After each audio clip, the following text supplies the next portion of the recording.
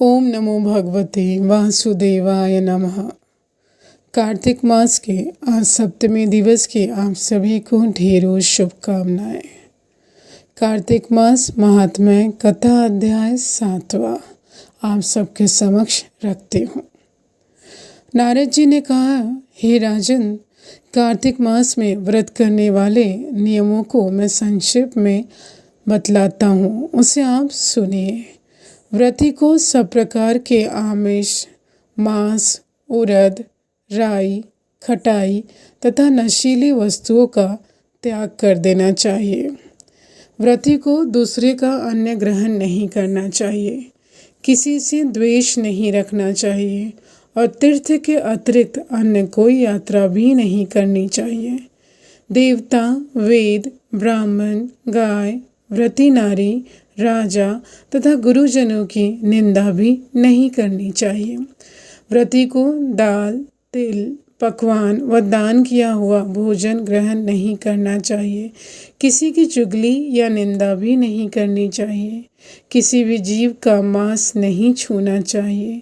पान, कत्था, चूना, नींबू, मसूर, बासी तथा जूठे अन्नों का प्रयोग भी नहीं करना चाहिए। गाय, बकरी तथा भैंस के अतिरिक्त अन्य किसी भी पशु का दूध नहीं पीना चाहिए। कांच के पात्र में रखा हुआ पंचगव्य, बहुत छोटे घड़े का पानी तथा केवल अपने लिए पका हुआ अन्न प्रयोग करना चाहिए।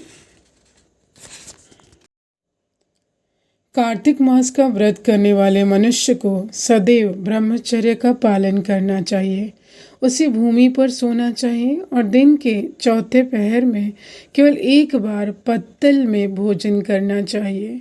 व्रती कार्तिक माह में केवल नरक चतुर्दशी, जिसे छोटी दिवाली भी कहा जाता है, के दिन ही शरीर में तेल लगा सकते हैं। कार्तिक माह में व्रत करने वाले मनुष्य को सिंघाड़ा, प्याज, मट्ठा, गाजर, मूली, काशी फल, लौकी, तरबूज इन वस्तुओं का प्रयोग बिल्कुल नहीं करना चाहिए।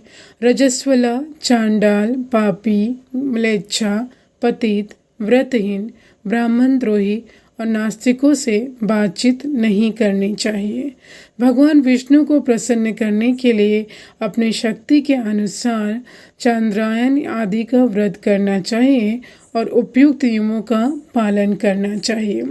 व्रती को प्रतिपदा को कुम्हड़ा, द्वितीय को कटहल, तृतीय को तरुणी स्त्री, चतुर्थी को मूली, पंचमी को बेल, षष्ठी को तरबूज, सप्तमी को आंवला, अष्टमी को नारियल, नवमी को मूली, दशमी को लौकी, एकादशी को परवल, द्वादशी को बेर, त्रयोदशी को मट्ठा, चतुर्दशी को गाजर तथा पूर्णिमा को शाक का प्रयोग नहीं करना चाहिए।